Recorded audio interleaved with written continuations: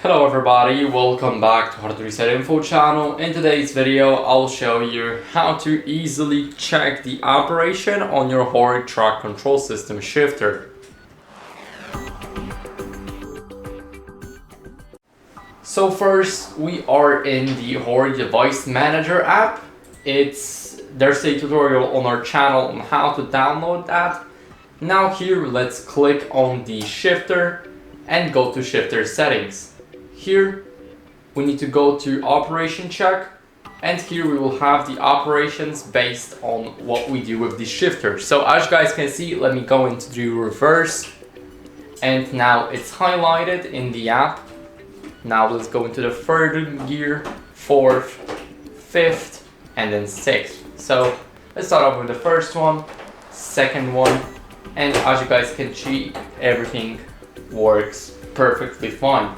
So here we can check our operations, and as you guys can see, when I'm not in gear, then basically nothing shows up because we are in the neutral. So that's basically it for the video. I hope it was helpful, and if it was, then leave a like, sub, and a comment, and I'll see you in the next one.